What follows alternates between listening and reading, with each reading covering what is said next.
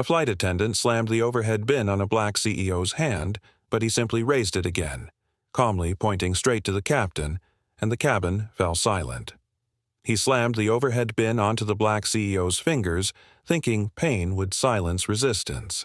He didn't realize the CEO's next move would speak louder than screams. Subscribe.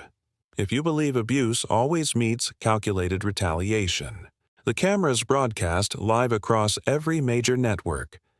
A small lapel mic clipped to Kieran's collar hummed faintly as he began. 3 months ago, he said, voice steady, I boarded a flight with my son, intending only to rest before a business negotiation. Instead, I became the subject of a covert psychological provocation protocol, one meant to test my reaction, exploit my silence, and distort my reputation. The room remained silent, thick with tension. Behind him, Calrin's jaw clenched subtly. To Kieran's right, Darren lowered his head, his shoulders stiff but no longer trembling. Kieran took a breath, letting the silence speak before continuing. This protocol, we now know, was part of a covert network once known internally as S4-Delta. It was supposed to be dismantled 2 years ago, declared unethical, unfit, and unauthorized. But as we discovered, it didn't disappear. It went underground, and it followed me. The screen behind Kieran changed. Footage from the flight now played, a muted clip showing Brannock Vale lunging, the cloth-wrapped device rolling into the aisle, the passengers rising to restrain him. Gasps filled the room. Reporters leaned forward. The visual impact was undeniable. And then the most chilling footage yet. Brannock whispering, "They won't let you leave the terminal." That line alone lit up every live-stream comment thread. But Kieran did not flinch. We traced the signals. We tracked the data routes. And we found them. Not hackers or rogue employees, but retired executives with clearance, influence, and a plan to steer safety reform by orchestrating public crises. He paused. They wanted chaos, in the name of control. The moderator shifted nervously. One of the reporters from Channel 6 stood up and asked, "Dr. Maller, are you saying the incident wasn't random?" Kieran looked directly at the camera. It was calculated, and we calculated back. The room erupted in murmurs. But before questions could pile up, Inspector Calrin stepped forward, presenting a sleek binder stamped with a federal seal. "This," he said firmly, "is the Sleeping Passenger Integrity Directive." He held it aloft. "It is now law." Applause burst through the room. Not polite, not ceremonial, but raw. Some reporters stood. Others simply stared. Calrin flipped the binder open and explained. From this day forward, no commercial airline may run behavioral studies, provocation programs, or observational stress tests without third-party ethical approval and real-time passenger consent. Devices used for signal scrambling, passenger tracking, or manifest manipulation are now classified as aviation interference. Kieran stepped back beside Laurent, who stood just tall enough for the camera to catch him holding a thin gold medal. "Courage and integrity," it read. Darren joined them, now donning a badge with the symbol of the newly established Aviation Ethics Division, a whistle in the shape of a shield. Then came the moment the nation had waited for. One final statement. Kieran moved back to the microphone, his voice lower now, laced with something deeper than pride. Resolve. To every passenger who stood up that day, to every worker who chose the truth over fear, to every parent who's been told to stay silent for the sake of peace, this is for you. What began with a kick ends with a directive. He turned to leave. Laurent walked beside him, medal in hand, his eyes shining with pride. As they reached the edge of the stage, out of view of most cameras, Laurent leaned toward his father and whispered through a grin that made Kieran's breath catch for a moment. "Dad, see, you didn't need the senator this time."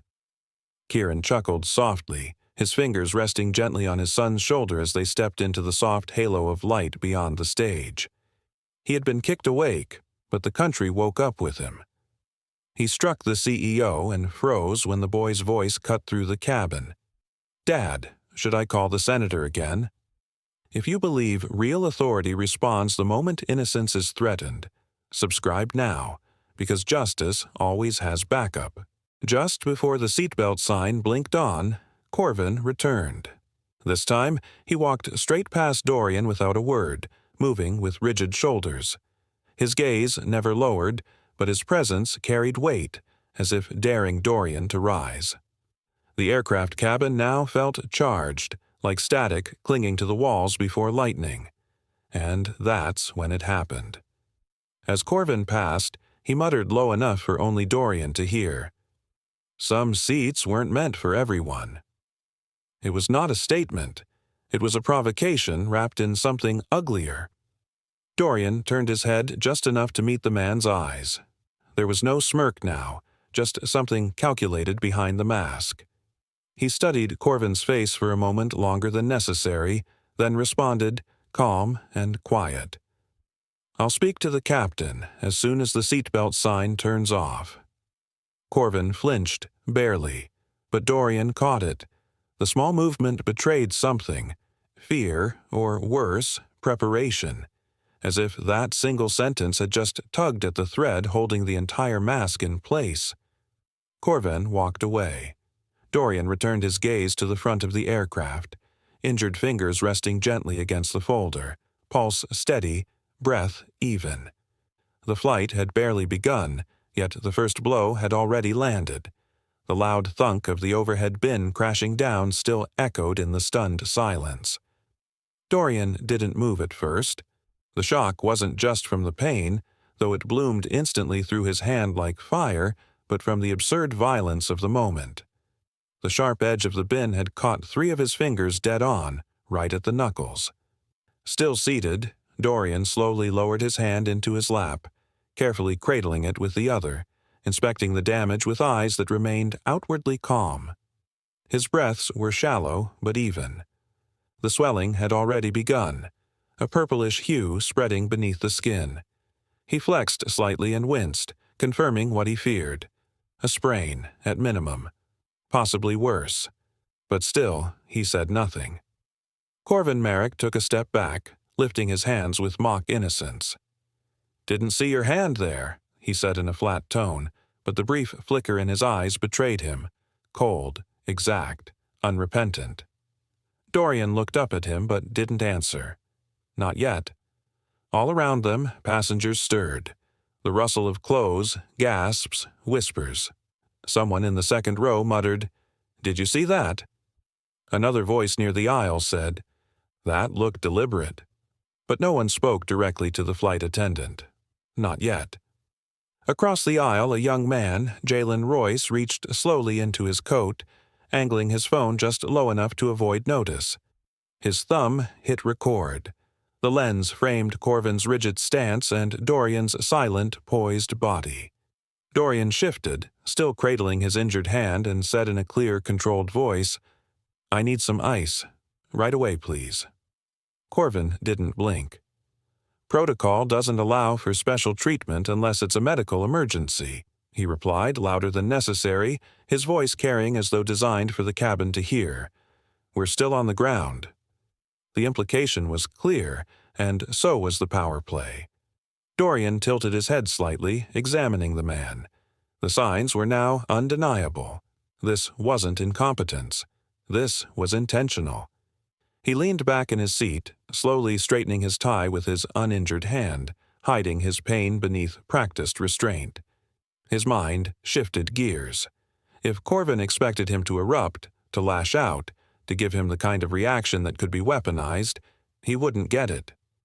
He looked away from Corvin and turned to the window briefly, his jaw flexing once.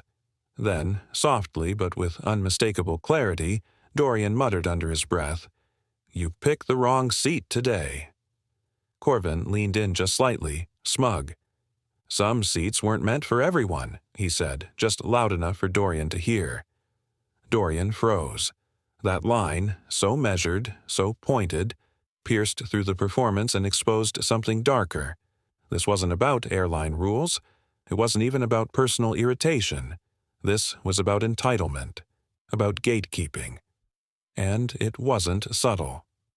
Across the cabin, Flight Attendant Wren Lockwood stepped cautiously forward. His hands were behind his back, but his eyes darted toward Dorian's hand, then back to Corvin. In a subtle motion, barely a twitch, he shook his head once, signaling Corvin to back off. But Corvin didn't move. If anything, his stance grew more rigid. The aircraft lurched slightly as the engine began a soft rumble. The wheels rolled, signaling the start of taxiing toward the runway. The window shades vibrated faintly, and the hum of forward motion added new pressure to the moment. Dorian inhaled deeply. Not from fear, not from pain, but from calculation. Every step now had to be measured. He would need evidence, timing, control. The merger documents above his head were now secondary to the more immediate goal. Expose whatever this was. Corvin took a final half-step back as if satisfied that he'd drawn the first blow. His eyes flicked once toward the cockpit. No captain appeared. The passengers, meanwhile, were no longer just onlookers. They were witnesses. The quiet murmurs had grown into something heavier. Anticipation. Even fear. Dorian pressed his injured fingertips together, testing mobility. It stung, badly. But the pain was information. His body was still working, his mind even more so. He noticed Corvin's stance, the way his left hand hovered near the curtain leading to the galley, and how his right foot subtly angled to maintain line of sight to the cockpit.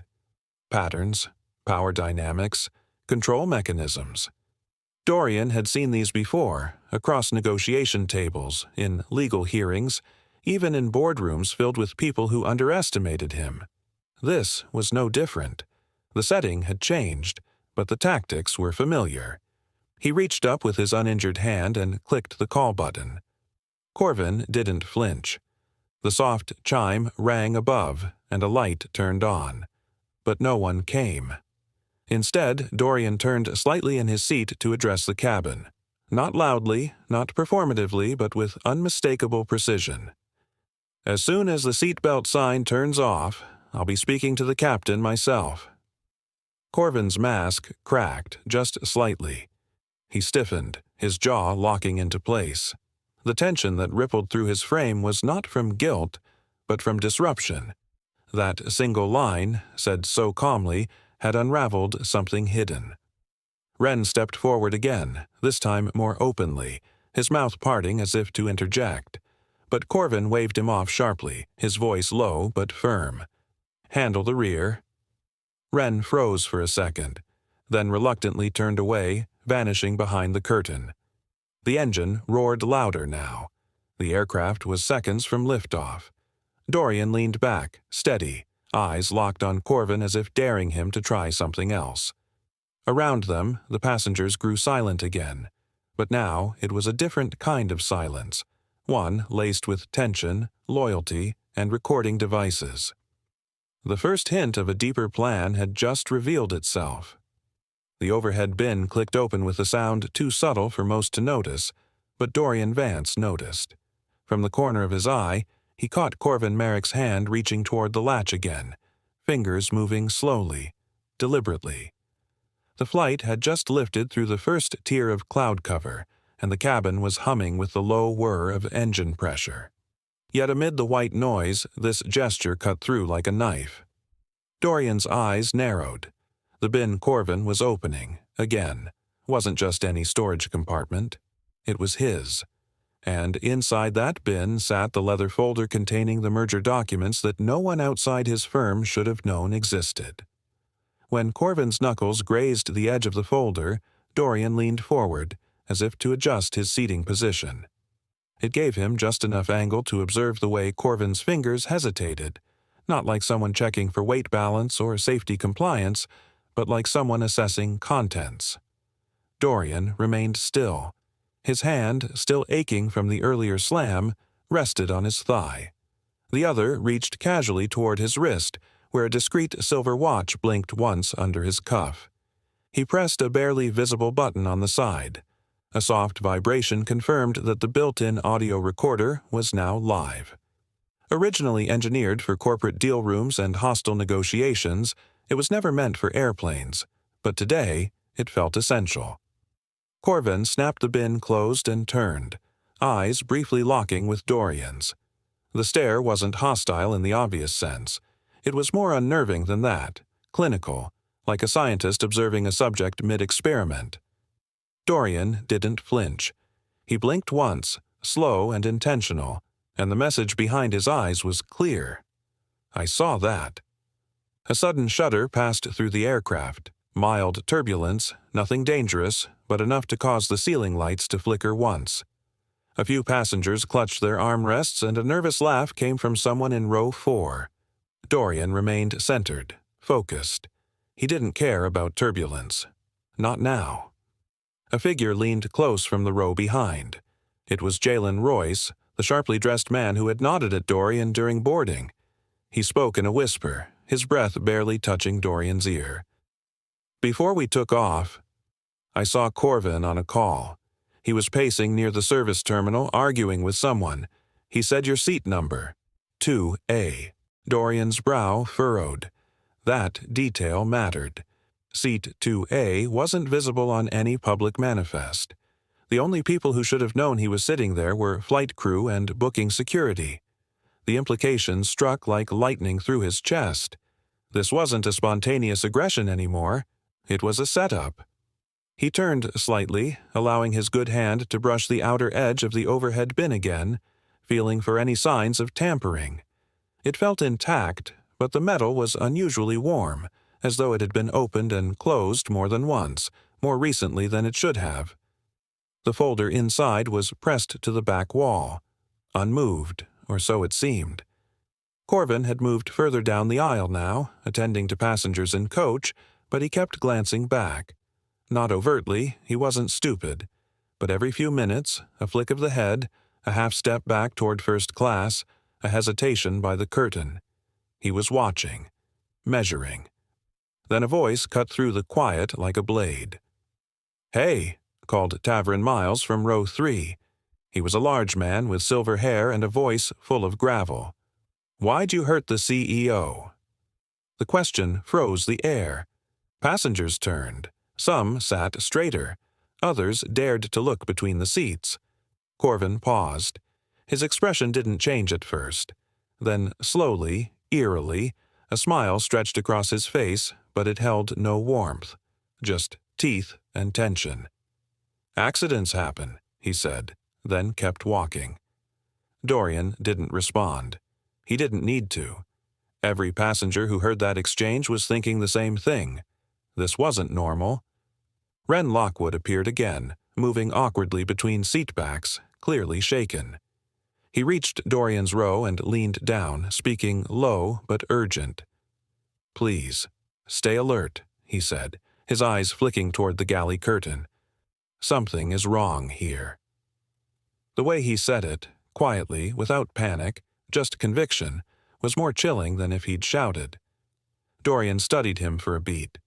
Wren wasn't built for confrontation, but his nerves were genuine. His hands were trembling. His forehead was damp. He knew something he hadn't been allowed to say. Dorian's breathing slowed. He could feel the rhythm of the plane, the murmurs of worried passengers, and the sharp, precise tick of his own pulse. Every detail was data now. Every sound, every glance, every movement added to a growing map in his mind. This wasn't about ego. It wasn't even about pride. It was about control, and someone trying to take it away. Another bump rocked the cabin. Not violent, but enough to jostle a few cups in their holders. The seatbelt sign pinged overhead again. Dorian didn't care. His eyes were fixed on the front of the plane now. Corvin had returned, and this time, he wasn't pretending to work.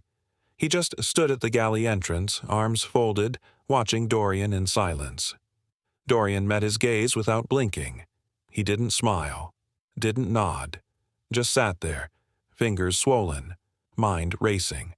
And in that stillness, surrounded by strangers, flickering lights, and 30,000 feet of sky between him and the ground, Dorian knew with absolute clarity. This was never about a bin. never about an accident. This was a test, and someone behind Corvin was waiting to see if he would break. The first layer of the mystery surrounding Corvin Marek had begun to peel away. Dorian pressed the call button with his uninjured hand, the soft chime echoing through the first-class cabin. The air had grown dense, not from altitude, but from something more human and volatile. Passengers glanced up from their screens and newspapers, sensing the rising tension. Moments later, it was not a standard crew member who answered the request, but Corvin Marek himself. He approached slowly, a crooked smile tugging at the corners of his lips like a mask trying to hide something much darker beneath. "Need something?" Corvin asked, voice low, eyes sharp. "I need medical supplies. Ice, antiseptic," Dorian said, evenly but firmly. "For my hand." Corvin leaned in closer than necessary, the scent of stale cologne clinging to his uniform. "Complaints don't go far up here," he whispered, barely loud enough to carry. "You should focus on the view. It's the only thing you'll control at this altitude." Dorian held his gaze, unflinching. "Then I'll ask again, this time louder." He repeated his request, clear and public. Passengers around him turned, eyebrows rising. The shift was instant. Corvin's smile vanished. He stepped back, nostrils flaring, then turned sharply on his heel and walked toward the galley. Without warning, he reached up and yanked the heavy partition curtain between first class and the front galley shut with a violent sweep. The loud swoosh sounded like a guillotine coming down. It wasn't just about privacy. It was about control, about turning the front of the plane into a stage, and Dorian was now his captive audience. Jalen Royce, seated nearby, quietly tapped his phone screen again, camera angled just over the top of his tray table. The red light glowed faintly behind his sleeve. Ren Lockwood appeared from the opposite side, moving hesitantly as if he were trying to stop a train already in motion. "Corvin," he said quietly, "you can't just close the cabin without a reason. He asked for medical attention. Give it to him." Corvin didn't even turn. He grabbed Ren's wrist mid-sentence, gripping it tightly enough that Ren flinched. "Stay out of it," Corvin snapped under his breath, then added with venom, "unless you want to be the next problem." Dorian watched it all unfold like a chess master mapping out an opponent's flawed opening. He saw it now. Corvin wasn't simply erratic. He was following a pattern, one tied to timing and absence. Every aggressive move came when the captain was unavailable, either during announcements or when the cockpit door was sealed. He shifted in his seat, pain still pulsing through his fingers, and glanced at the small silver call light, now dimmed. There was no medical kit, no apology, just strategy, Corvin's twisted idea of control. Then came the sound. A sharp, succinct beep echoed from the overhead intercom, followed by the captain's familiar voice. "Corvin, please report to the cockpit." The voice was routine, calm, but its timing was anything but. Corvin froze mid-step, his shoulders tensed, jaw clenching as he processed the interruption. Dorian saw it then, the flicker of uncertainty ripple through Corvin's composure. Whatever plan he had been weaving was unraveling thread by thread.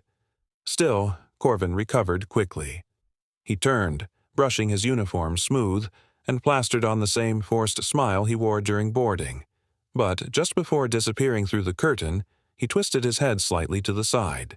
His eyes locked onto Dorian's. They were cold, calculated, a silent threat delivered with the precision of someone who believed the game wasn't over, but merely delayed. Dorian didn't blink. He simply exhaled once, controlled and calm, as if lowering his center of gravity before a storm. The curtain fluttered shut behind Corvin. Jalen whispered, "Did you see that look?" "I did," Dorian murmured. He wasn't just documenting anymore. The objective had evolved. The next move wouldn't be about words, but action. The game had changed. The stage was set, and the real conflict was only beginning. The curtain swung for just a second. Dorian caught it, the narrow glimpse of Captain Halden's face, tight with something between confusion and concern. The captain's eyes flicked toward him for the briefest instant before the curtain fell back into place, sealing Corvin, Merrick, and Halden inside the cockpit. But even that flicker was enough. Dorian knew what was happening. The captain had been told a story, possibly one poisoned with lies, and Dorian wasn't there to correct it. He exhaled slowly, pressing his injured fingers against the armrest, the swelling now prominent beneath the skin. Pain flared, but stayed silent behind his composed exterior. He had to stay ahead of this. If Corvin was twisting the narrative, Dorian couldn't afford to sit quietly while doubt took root. Wren Lockwood appeared beside him like a nervous shadow. He leaned in, voice low but urgent. "I need to tell you something. Before this flight, Corvin, he was talking to someone, on the phone. It didn't sound like a supervisor. He kept saying something about outside pressure. Someone's watching this flight." Dorian's brow furrowed. It wasn't a shock. He'd suspected the bin slam was more than just hostility, but hearing it confirmed added weight to the theory forming in his mind. His voice was quiet but direct. "You're certain?" Wren nodded, swallowing. "He said he couldn't afford to mess up, that 2A has to be handled. I didn't know what he meant until now." Before Dorian could respond, Jalen Royce, seated just behind him, leaned forward and slipped his phone into view. The screen showed a crystal-clear video. Corvin's hand, the overhead bin, the calculated slam that caught Dorian's fingers. "I got it all," Jalen whispered. "He can lie to the captain all he wants. This doesn't." Dorian nodded once, deeply grateful but composed. He couldn't show too much emotion, not now. The value of this recording would only pay off if used at the right moment. Timing, after all, was everything. But it gave him leverage, and leverage was survival. A sharp voice cut through the rising tension. "Where's the captain?" Tavern Miles stood abruptly from his seat in row 3, his booming voice rolling down the cabin like a cannon blast. "Why hasn't he come out? Why isn't someone arresting that man for what he did?" Passengers stirred, whispers turned into murmurs. The tension had shifted from unease to collective suspicion. But before Tavern could say more, 2 passengers gently tugged him back down, urging caution. One man, elderly and pale, muttered, "We don't want to make this worse." Another said, "Let the captain sort it." And then the curtain rustled. Corvin Merrick emerged like a man stepping out of a war council, not smug, but triumphant. His lips curled ever so slightly. He didn't scan the room. His eyes locked straight onto Dorian as if no one else existed. His posture was proud, confident. Whatever he had said in that cockpit, he believed it had worked. He marched toward Dorian, his voice steady and loud enough for all to hear. "The captain would like a word with you in private, sir." The tone was falsely polite, laced with control, but the message underneath was clear. He's reasserting power. Dorian didn't move yet. His fingers rested in his lap, curling slightly to hide the bruised flesh, but his eyes held firm. A ripple ran through the cabin. One man in the back muttered, "He shouldn't go alone." Another followed, louder this time, "Why can't the captain come here?" Jalen stood up halfway, his hand subtly hovering near his phone again, just in case. Wren took a half-step forward, eyes flickering between the 2 men, uncertain whether to intervene. Corvin's expression didn't change. He simply repeated, "It's mandatory." Dorian rose slowly, as if rising from a negotiation table where one wrong move could tip the balance. He kept his spine straight, shoulders relaxed. Control wasn't about force. It was about projection. Corvin wanted a reaction, rage, fear, desperation. Dorian gave him none of it. His injured fingers stayed curled inward as he stepped into the aisle. The carpet felt strangely soft under his shoes, the lights above too bright. He glanced once at the passengers who had started this journey with him. Most avoided eye contact, unsure of what was unfolding, but a few nodded in solidarity, silent acknowledgments that they had seen the truth and were watching now. As Dorian passed Jalen, the younger man whispered, "We've got your back." And with that, Dorian stepped forward, past the curtain, following Corvin toward the cockpit.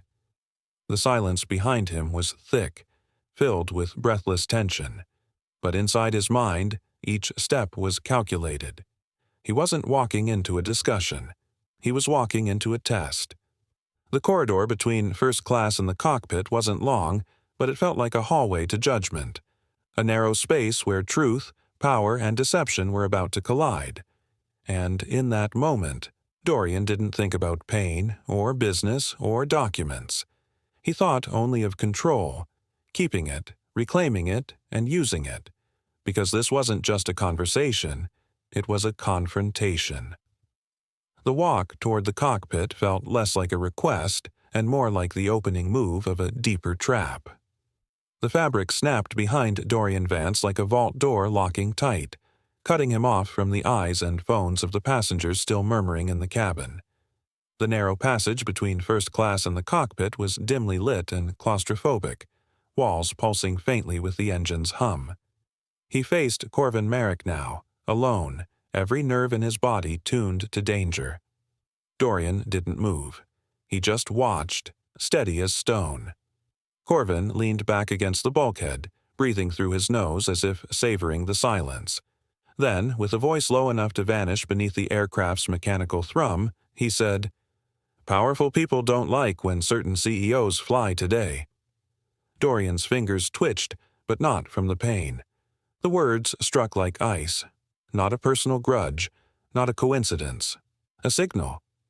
Corvin's eyes gleamed with something far more dangerous than anger. Conviction. He thought he was delivering a warning, or a threat. "You were told to interfere," Dorian said slowly, each word sharpened by years of boardroom negotiation. "Not improvise." Corvin's face flickered with something unreadable. Then he pushed off the wall and stepped in closer, shrinking the already narrow space between them. "You don't understand how this works. You're just a piece on the board. A merger that big? Somebody doesn't want it to happen." Dorian didn't flinch, but his mind was a storm of gears turning at once. Someone knew about the merger. Someone knew he'd be on this flight. And someone had corrupted this man, this flight attendant, into an instrument of chaos. "Let me speak to the captain," Dorian said, voice cool and steady. Corvin blocked the cockpit door with his shoulder. "Not yet. You listen first." From beyond the curtain, a muffled voice called his name. Ren's. Urgent. Hesitant. Ignored. Dorian studied Corvin's breathing. Rapid. Uneven. Like a man caught between his orders and his fear. His skin was clammy and his fingers twitched against the bulkhead like they were wired to something invisible. And then it happened. Corvin's mouth slipped, just slightly. "You should have kept that folder zipped," he muttered. "They said it had—" "Confidential." He stopped himself. Too late. Dorian's blood went cold. The merger documents. Locked in the overhead bin. He hadn't spoken about them to anyone on board, not even Jalen. There was no visible label, no sign. And yet Corvin knew. Which meant someone had leaked Dorian's purpose for traveling. The manifest, the seat assignment, possibly the contents of his folder. He took a half-step back, calculating. Every second in this passage now felt like a countdown. "Who gave you my name?" Dorian asked calmly. Corvin's jaw twitched. "Doesn't matter." "It matters to me." Then the plane dipped. A sudden jolt of turbulence rocked the fuselage, slamming the walls and sending a cart rattling somewhere beyond the curtain. The floor shifted under their feet. Corvin stumbled sideways and Dorian moved, not out of fear, but with trained, precise intention. He reached for the cockpit door. Corvin recovered fast, lunging like a spring-loaded trap. His hand caught Dorian's forearm, but he hadn't expected resistance. Dorian twisted, sharp, fluid, practiced, breaking the grip with a pivot of his shoulders and an angled drop of his weight. Corvin hit the wall behind him with a grunt, stunned. The entire skirmish lasted maybe 3 seconds. But in that suffocating space, it echoed like thunder.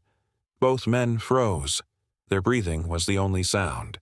Corvin's chest heaved. His eyes narrowed with rage, not because he had failed, but because Dorian had dared resist. "You weren't supposed to fight back," Corvin hissed, his voice a tremor of disbelief and warning. Dorian stepped back, eyes still locked on him, heart thudding behind his ribs like a drum of defiance. His injured fingers burned with every pulse, but he didn't show it. He didn't need to. The damage wasn't just to the body anymore. It was to the entire script Corvin had been given to follow. The aircraft groaned softly as if listening. The truth was no longer hiding in shadows. It was beginning to speak through cracks. Captain Halden finally opened the cockpit door a few inches, his eyes shadowed with strain. Corvin lunged forward instinctively, voice sharp and eager. "Captain, if I may." But before the words could land, Dorian raised his injured hand, the bruised fingers trembling slightly but held with calm precision. "Let him explain," he said quietly. The weight of the moment pressed into the narrow space. Halden looked between the two men. He had seen power struggles before, in boardrooms, in tight flight scenarios, but this one pulsed with something deeper. He gave a small nod, stepping aside just enough for Dorian to be heard. The captain's expression remained unreadable, but his silence gave Dorian permission. Dorian didn't waste time. Approximately 20 minutes ago, Flight Attendant Corvin Merrick intentionally slammed the overhead bin on my fingers. I requested ice, was denied. I remained seated and calm, while Corvin proceeded to deny medical aid, mutter racially coded comments, and close off first class from public view. He then manipulated the situation to isolate me, all while trying to access the documents in my possession. He spoke with measured cadence, like a man presenting a case before a high court, not trapped at 30,000 feet. Corvin shifted beside him, arms crossed tightly, eyes scanning Halden's face for signs of favor. "That's not what happened," Corvin snapped. "He got aggressive first, refused to comply with standard instructions. I was protecting the cabin." Dorian didn't flinch. "I anticipated you'd say that." He calmly raised his watch and tapped its side. From the device, Corvin's own voice emerged, clear and sharp, carried through the hush of the cockpit vestibule. "Some seats weren't meant for everyone," it hissed, followed by another line. "Powerful people don't like when certain CEOs fly today." Halden's face hardened with each word. For several seconds, no one moved. Even Corvin stood frozen, as though he hadn't expected the very evidence he'd tried to bury to echo back in his own voice. That's taken out of context," Corvin said quickly, but his voice cracked under the weight of panic. "You can't even prove when that was recorded." Halden raised his hand. "Enough." There was steel in the captain's tone now. He turned slightly, revealing more of the cockpit behind him, where low light flickered from controls. "That recording aligns too closely with something else I received before we even took off." A message from ground control came through, unofficial. It warned of a potential disruption from a passenger seated in 2A. "That's your seat." Dorian's mind clicked. 2A. The message, the folder, the timing. "That message didn't come through official flight dispatch?" he asked, voice low. "No," Halden confirmed. "It arrived via a side channel, one we don't use unless it's under a different department's authorization. And when I checked with dispatch control just before we reached cruising altitude, they denied sending anything." Corvin tried to speak again, but Halden's hand shot out in a commanding gesture. "Don't. Just stand aside." Corvin's lips curled. "You don't understand who's behind this." "Neither do you," Dorian replied calmly, eyes locked on him. For a moment, the air between them felt like it could shatter from tension alone. The narrow corridor between first class and the cockpit seemed smaller than ever. Every sound outside the curtain, the rustle of passenger clothes, the quiet coughs, the distant mechanical hum of flight, felt like distant echoes to the storm inside this confined space. Halden straightened his shoulders. "I'm going to verify all the recordings," he said to Dorian. "If what you say is true, and what I've just heard confirms it, this goes far beyond flight protocol. I'll be addressing the cabin shortly.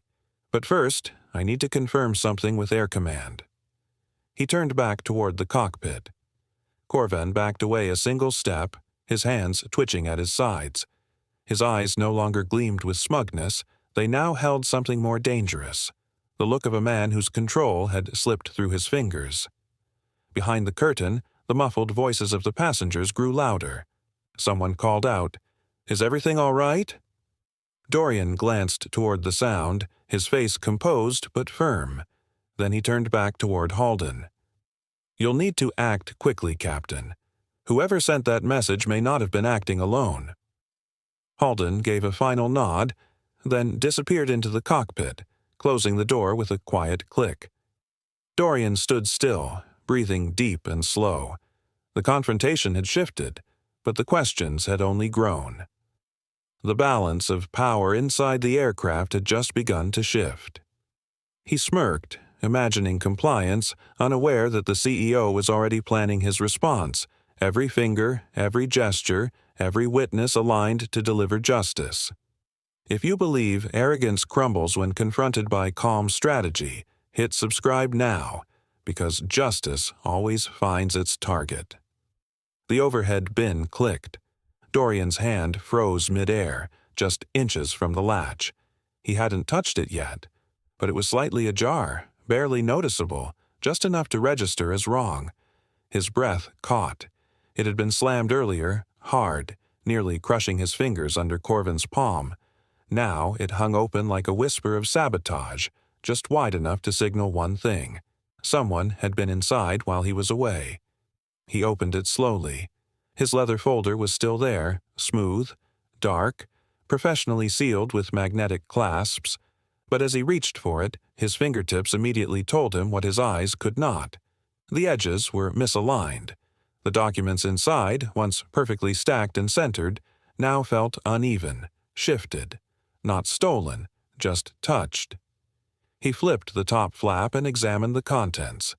One page was half an inch out of line, another had its corner folded unnaturally, not by accident, but by hurried replacement. Dorian's stomach tightened. The precision he lived by had been violated. A presence behind him stirred. Corvin stood by the galley motionless, hands clasped too tightly for casual posture. His eyes weren't wandering. They were locked on Dorian. No expression, no twitch, just a stare like a held breath. It wasn't fear. It was something worse. Expectation. Dorian didn't blink. He closed the folder, returned it to the bin without adjusting the contents, and gently clicked it shut. Jalen Royce, sitting 2 seats behind, raised his phone openly now. No more secrecy. The lens was angled toward both Corvin and Dorian. Everyone in first class was watching, not just out of curiosity, but out of alignment. Somehow, without announcement, the cabin had chosen its side, and it wasn't with the uniform. Wren Lockwood appeared quietly by Dorian's elbow carrying a medical pouch. He crouched slightly, lowering his voice. "I grabbed this from the rear compartment. I shouldn't have, but you needed it." Dorian took it. The chill from the ice pack numbed his still swollen fingers, but it couldn't freeze what had just happened. "I told my supervisor about Corvin," Wren whispered, shame thick in his throat. 3 times. Nothing changed. Dorian glanced at him, not with anger, but something more dangerous. Calculation. So he was protected. "I think so," Wren admitted, then looked toward the front. "But he's slipping. I can feel it." The hum of the engines rose slightly as the aircraft drifted into turbulence. A ripple passed through the overhead bins. Most passengers instinctively looked up. Dorian didn't. He already knew which one had secrets. The captain's voice pierced the cabin. "Ladies and gentlemen," Halden Crester announced, his tone taut but composed, "we've received new critical information regarding the incident in Seat 2A. I need your full attention." Every head turned. Even passengers who had tried to stay detached earlier now leaned forward, as though sensing a moment that defined more than just a flight. Jalen stopped recording momentarily, lowering his phone with reverence. The silence was total. Corvin shifted, his fingers twitching against his waistband. Dorian watched him carefully. Halden stepped fully into the cabin now, not just speaking from behind the curtain but entering the stage. His face looked slightly pale, but his eyes were sharp, like a man forced into clarity. His gaze scanned the room quickly, resting first on Dorian, then on the overhead bin, and then, curiously, on Corvin.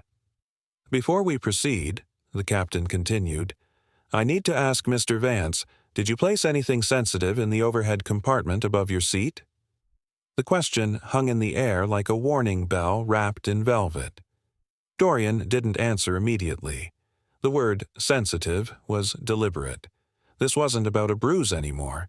It was about strategy. He gave a slow nod. "Yes," he said carefully. "Sensitive materials are inside." Halden gave the smallest of nods, almost imperceptible to anyone not watching for it. Then he looked at the rest of the passengers.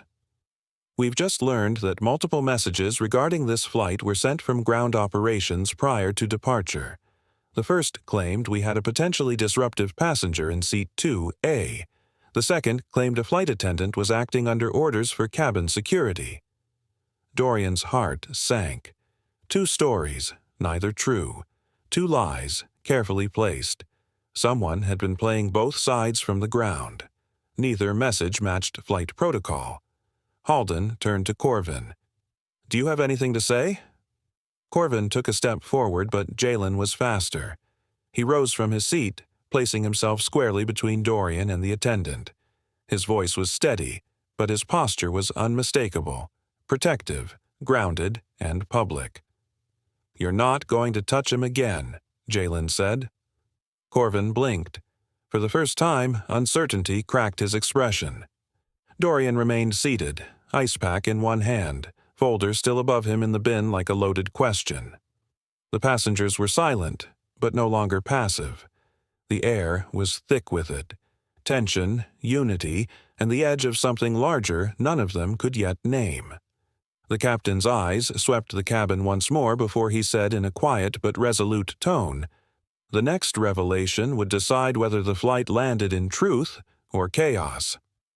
Captain Halden stepped fully into the aisle. Every conversation in the cabin died at once. Passengers who had been murmuring quietly now leaned forward, breath held, eyes flickering between the captain and the center of gravity in the room, Dorian Vance. The atmosphere pulsed with anticipation. This was not a beverage update, nor a turbulence warning. Something had shifted, and everyone felt it. Halden's gaze swept over the cabin. First to Corvin Merrick, who stood stiffly by the galley with his jaw locked tight, arms behind his back like a soldier waiting for orders. Then to Dorian, seated beneath the overhead bin that had become the quiet epicenter of the entire conflict. Finally, Halden's eyes rested on the bin itself. The quiet click of the engine's hum suddenly felt louder, heavier. Dorian straightened in his seat, his fingers still aching, his mind sharpening. "Mr. Vance," the captain began, his voice measured but lacking its usual ease, "did you place anything sensitive in the overhead storage above your seat?" The question hit the cabin like a pin dropping in a cathedral. Dorian caught the shift immediately. The phrasing was too pointed, too cautious. It wasn't just a question, it was a signal. He replied carefully, "Yes, a secured folder containing private company documents." Halden gave the faintest nod, like someone acknowledging a coded phrase. Dramatic irony tightened its grip. Passengers assumed the captain was preparing to defend Dorian, but his next move didn't go in that direction. Instead, he looked around slowly, then back to the passengers. "I want to clarify something for all aboard," Halden announced, his tone growing firmer. "Before this flight departed, we received 2 communications from ground control. The first stated that a passenger in 2A may be disruptive. The second came minutes later and claimed a crew member was acting to protect cabin safety. Neither message came through official airline protocol. Gasps flared in pockets across the cabin. Dorian's heart quickened, but not with panic, with clarity. Someone was planting narratives on both sides, a dual smokescreen meant to confuse authority. He locked eyes with Halden, understanding the weight of what had just been said. This was no longer a matter of hurt fingers and bad behavior. This was a coordinated play. Corvin straightened, ready to interrupt, but Halden held up a commanding hand. "No more from you, Mr. Merrick," he said, his voice steel. Corvin froze, lips parted in outrage but unable to speak. The tension in the cabin thickened into a fog. Dorian inhaled slowly, calculating his next move. The captain turned again to the passengers. "I need your cooperation. The situation is not yet fully resolved, but a formal review will take place upon landing. Until then, please remain calm. If anyone has footage or first-hand accounts of the earlier incidents, be prepared to share them with federal security at the gate." Several phones, already recording, remained steady in trembling hands. Corvin's jaw clenched as he realized that Halden was no longer his silent accomplice. Whatever invisible protection had been shielding him was slipping away. Still, Dorian sensed danger. Corvin wasn't finished. The man had that look in his eye, the look of someone losing control but desperate to retain even a fragment of authority. Halden turned back to Dorian and lowered his voice. "I'll need to speak with you privately again shortly, after I consult with the crew." There was something behind those words, a thread of urgency buried under calm. Dorian nodded, slow and deliberate. "Understood." Just then, Corvin stepped forward suddenly, his mouth opening as if to protest the decision, but he didn't get the chance. Jalen Royce, quiet, unassuming Jalen, rose from his seat beside Dorian like a silent shield. No words, no drama. He simply stepped between Corvin and Dorian, placing himself like a barrier made of quiet defiance. Corvin froze. The cabin stilled again, shocked at the subtle act of protection. The gesture said everything, that Dorian was not alone, that the balance of power had shifted. The conflict had entered a stage where every move carried consequences far beyond the aisle. The curtain hadn't even finished swinging shut when Halden's voice cut through the cabin air. "Corvin, Wren, Galley, now." No explanation, no delay, just an order, clear and absolute. Both attendants moved stiffly toward the partition, their footsteps out of sync. Corvin wore the expression of a man certain he could still manipulate his way out. Wren, however, looked like a bottle finally uncorked, nervous, yes, but ready. Passengers exchanged low murmurs as the curtain fell behind the two men. Dorian remained in his seat, the leather folder still tucked close beside him. His fingers throbbed from earlier, but his focus was locked elsewhere, on the captain's decision to isolate the crew and the broader implications that move suggested.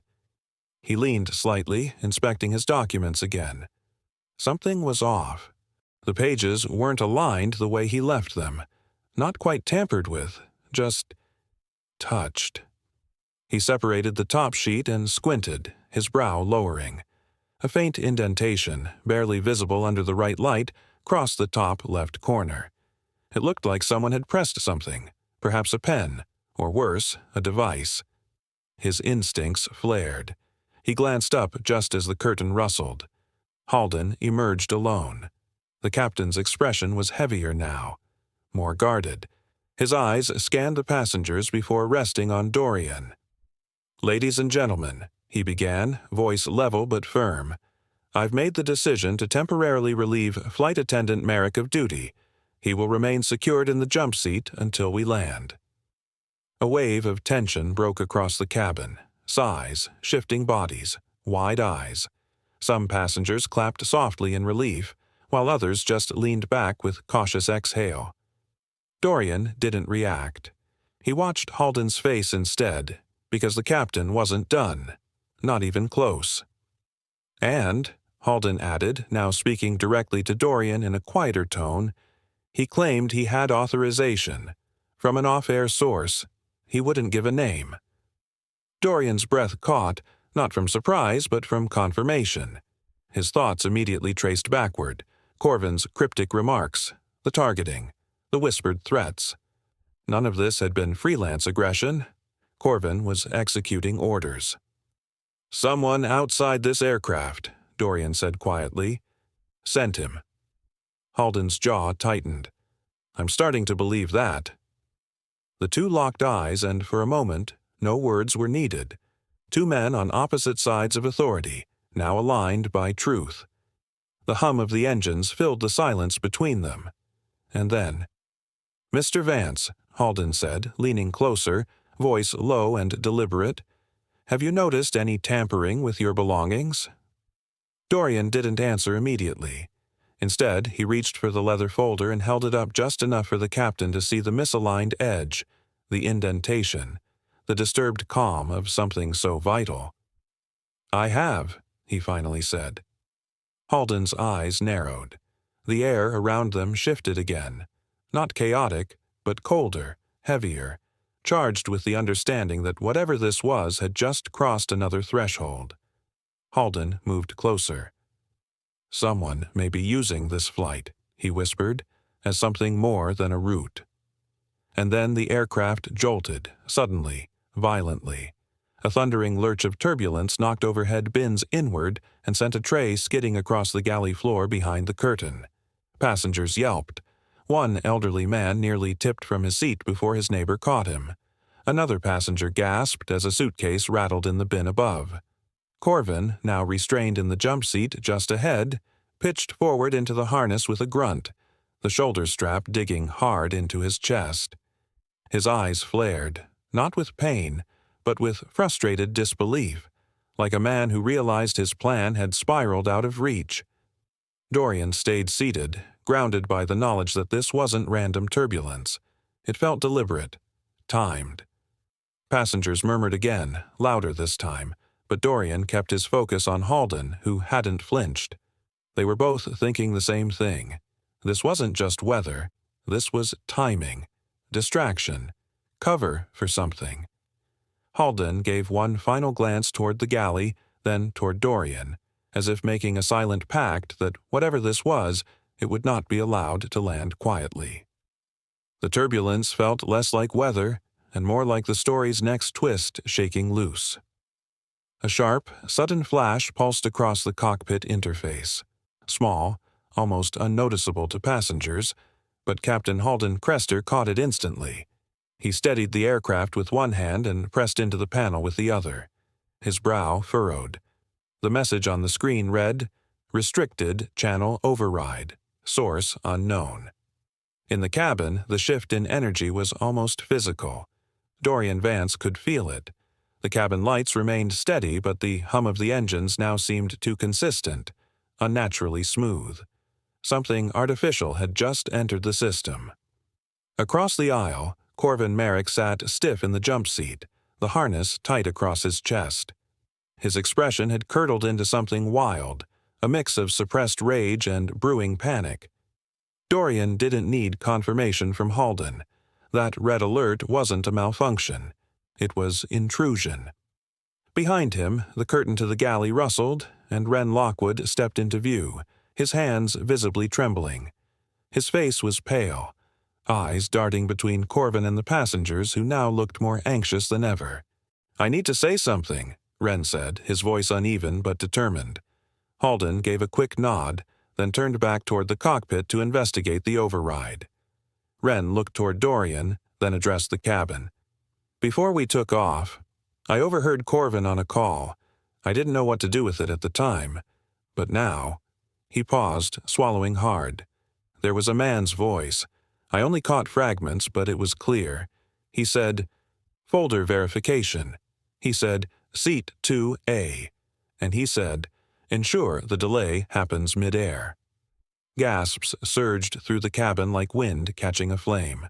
Dorian sat still, but his jaw clenched. There was no longer a doubt in his mind. This was a premeditated act. Not just assault, Sabotage. Corven tried to stand, his limbs fighting against the restraint, his voice sharp with desperation. "He's lying. You're all fools if you believe." Halden spun from the cockpit entrance and cut him off.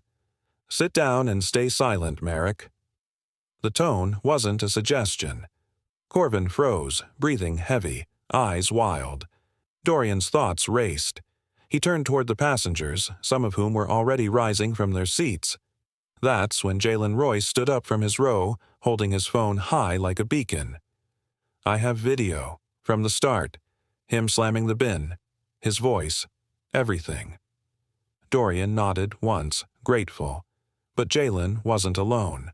Another man 2 rows back lifted his tablet. "I recorded when he tried to go in your bin while you were talking to the captain. And I've got audio from when he threatened you about people not liking certain CEOs flying today," added a voice from the rear. Preparation and payoff collided in that moment. Dorian hadn't asked them to record. They did it on instinct, moved by what they witnessed. The power Corven had tried to wield in silence was being dismantled by collective testimony. Corven's color drained from his face as the reality caught up with him. He was no longer feared. He was surrounded. Halden returned to the aisle, the red in his cheeks matching the blinking light still glowing on the panel. "I've just radioed ahead. Security will meet us on the tarmac. Corven Merrick, you are hereby relieved of duty for the remainder of this flight. You are to remain in that jump seat, unbuckled only by federal order." Corven opened his mouth, but no sound came. He sank slightly, cornered in every direction. Halden looked to Wren. "Assist, Mr. Vance. Get him medical supplies. Then return to the cockpit. We've got interference I didn't authorize." Wren nodded and knelt beside Dorian, opening a small pouch and handing over gauze and a cold compress. "I should have told someone sooner," he muttered, avoiding eye contact. "You're doing it now," Dorian replied gently, pressing the compress against his swollen fingers. Just as calm began to settle, the cabin dimmed for a fraction of a second, and the comms panel near the galley let out a shrill, pulsing beep. Everyone turned. Halden stepped forward and stared at the display. His face changed, subtly but clearly. The override alert was still active, but this time the signal had changed frequency. He turned back toward Dorian, his voice low. "We've got a problem." "What kind?" Dorian asked, lowering the compress, his voice steady. Halden's eyes narrowed. "That override. It's trying to access our communications relay. Someone is still reaching into this plane from the outside." Passengers gasped again, a wave of murmurs sweeping through the rows. Dorian looked up at the overhead bin above him. The folder, the documents, the positioning, the deliberate timing. Every piece began to fall into place like a trap that had waited for altitude. He turned back to the captain, his voice sharp and clear. "This isn't sabotage from one man. It's coordinated." Halden didn't argue. Then a sound no one expected, static through the speaker system, followed by a low, clicking tone. The override had made it into the audio system. Halden sprang toward the cockpit. Dorian pressed his fingers against the compress again, but his focus was now miles above the pane. Corven stirred slightly in his seat, shifting like a caged animal. But Dorian didn't flinch. He didn't need to. The evidence was mounting, the witnesses united, and whatever plan Corven had agreed to was collapsing, piece by piece. As the lights flickered again, Halden's voice echoed from the front of the plane. "Maintain calm. We are handling it." But Dorian already knew. The next move wouldn't be turbulence from the sky. It would be something crawling through the wires, coded in silence, hunting for power. He stared straight ahead, his mind locked on what had to happen next. The sabotage was no longer a theory. It was alive inside their systems. Captain Halden spun around and rushed into the cockpit, the flashing red alert on the comms panel painting the narrow corridor in bursts of danger. The curtain separating first class from the flight deck remained half open, swinging slightly from the captain's movement, offering brief, jarring glimpses of the storm now brewing not only in the skies but inside the aircraft itself. Dorian Vance sat rigid in his seat, the ambient murmurs of the passengers fading behind the noise building inside his mind. The micro-tag, he had to be sure. His eyes darted toward the overhead bin, a tightness forming in his chest not from panic, but from precision focus. He stood without hesitation, despite the throb in his swollen fingers, and slowly opened the bin. The fluorescent cabin light flickered across the luggage, catching something faint. A scratch. Narrow, shallow, fresh. He ran his hand gently along the seam, fingertips searching the groove. And then he saw it, lodged in a tight crevice, nestled where it could easily go unnoticed. A glint no bigger than a grain of rice. It wasn't just a scratch. It was a mark left behind from tampering. He reached in and extracted the object carefully. Cold, lightweight, unfamiliar. But its presence screamed intrusion. It wasn't airline equipment. It wasn't part of the bin. It didn't belong. "Halden," Dorian called sharply. The captain reappeared almost instantly, his brow furrowed, jaw tight. Dorian held the tiny device in his palm like a surgeon revealing a foreign object removed from the body. "This was inside the bin, right next to my folder." Halden's eyes narrowed. He leaned in, inspecting it without touching. "That's not from this aircraft, and it's not from us." His voice was grim, low, as if trying not to stir the already strained passengers. "It's a micro-tag, signal-based, possibly for scanning or tracking." Dorian's stomach turned, not in fear, but in revelation. Someone had tried to scan or track his merger documents mid-flight. The bin slam, the disorder, the shuffling papers. It had all been to buy time or create access. "Whoever did this knew what they were looking for," Dorian muttered, "and when I'd be on board." Halden glanced over his shoulder. The curtains still hung loose. Passengers were watching.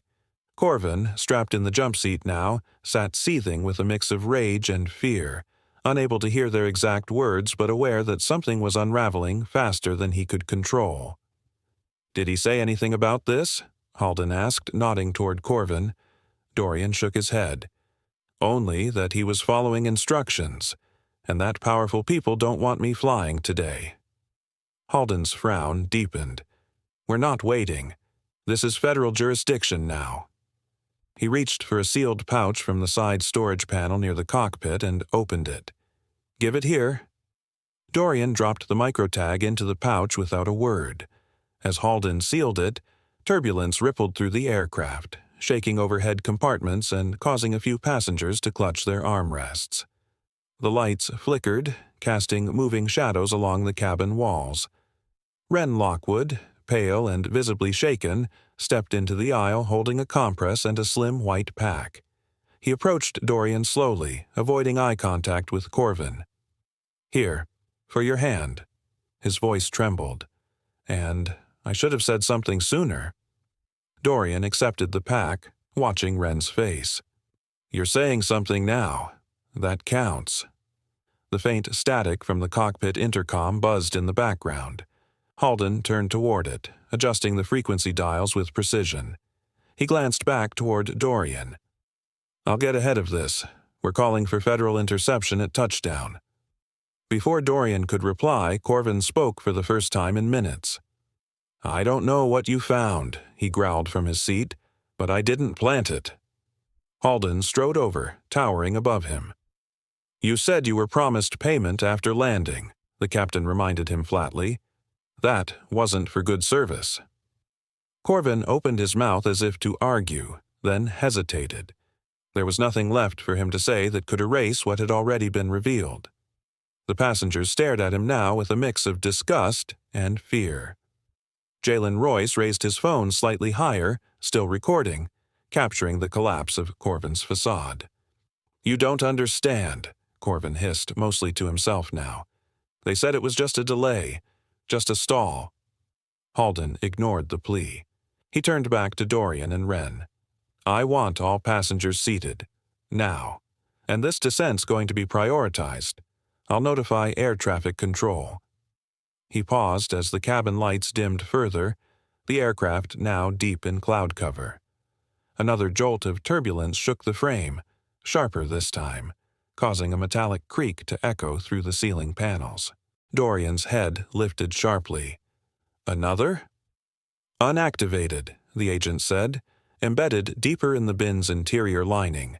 This one has no airline match, no corporate branding, but there are etchings that resemble code signatures from a group known for coordinated corporate sabotage. Halden let out a stunned breath. This was never just one man's plot. No, Dorian agreed, his voice low. It was orchestration. Hours later, inside a secured debriefing room off the tarmac, Dorian sat upright at a steel table as the investigators presented all known data. His fingers, still wrapped but steadier now, rested lightly on the folder he had protected like a vault. One of the agents leaned forward. "Do you believe Saren Dalcor orchestrated this, Mr. Vance?"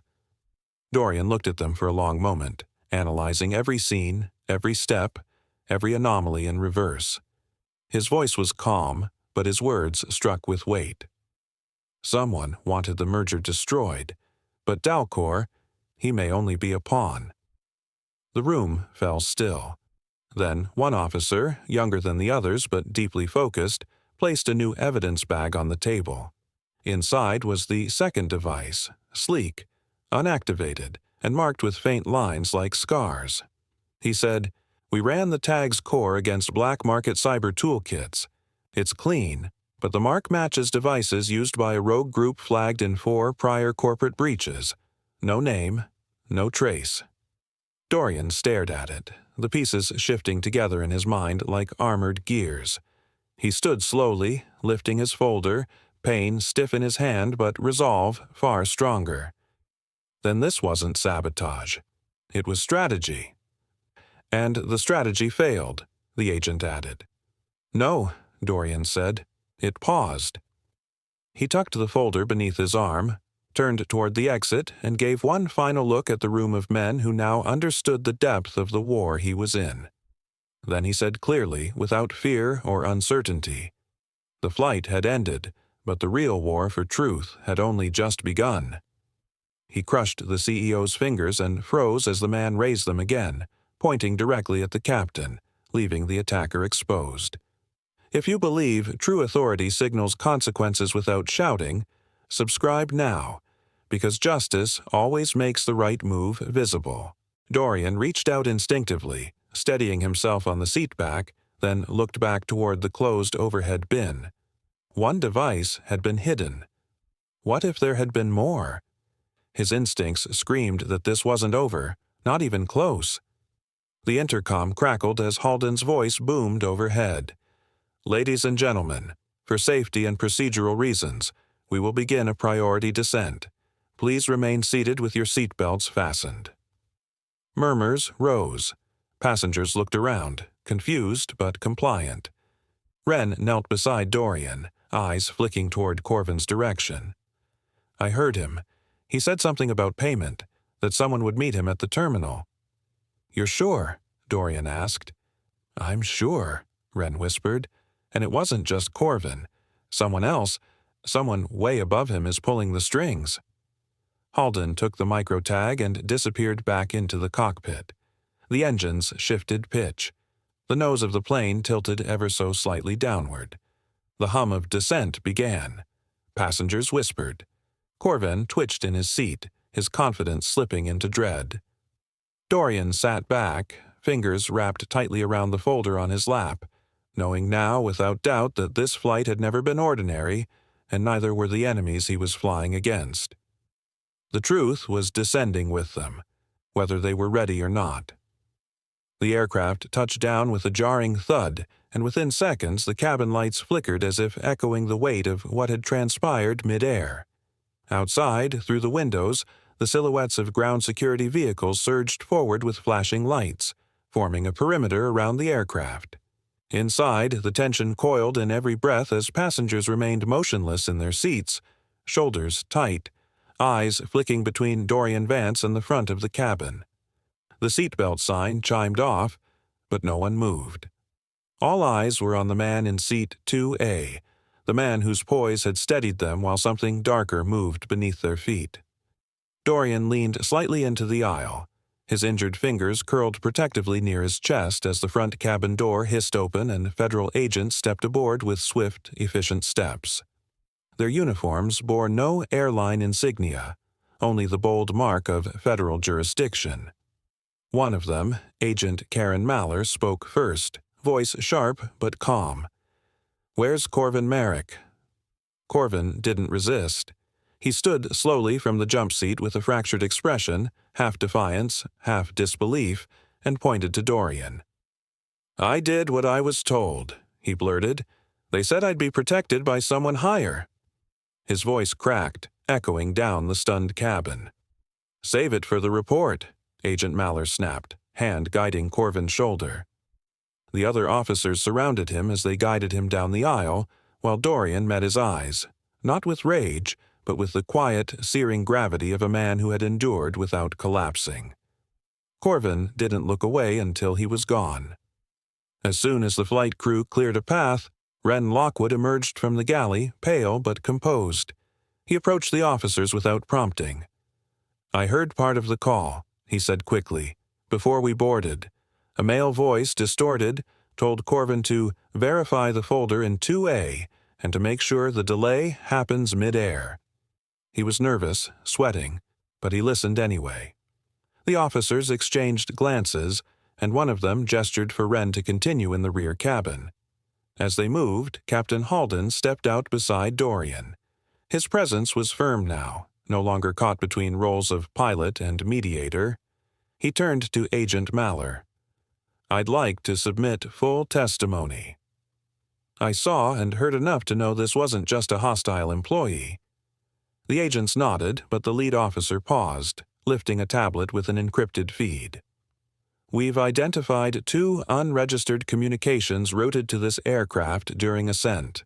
They were masked under airline protocols but came from a private uplink registered to a shell corporation." Dorian's heart sank before the words even finished. "Dalcor," he said softly. The officer glanced at him. "Saren, Dalcor?" Dorian nodded. "He tried to block my merger. This flight was the last step to finalize it. Everything important was with me." The officer's tone changed slightly. "Dalcor reported a cyber breach this morning. Claims his credentials were used without consent." Dorian exhaled slowly, suspicion tightening like wire across his chest.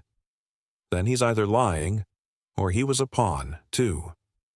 Behind them, another officer examined the sealed evidence bag containing the rice-sized microtag Dorian had uncovered.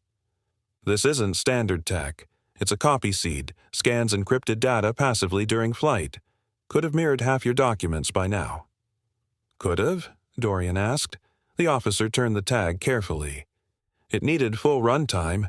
You interrupted it mid-process," he added.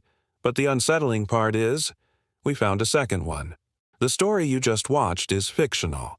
It highlights racism, abuse of authority, and the power of composure and strategic action in confronting prejudice. Its purpose is to raise awareness, inspire empathy, and encourage conversations about equality, accountability, and respect for every passenger."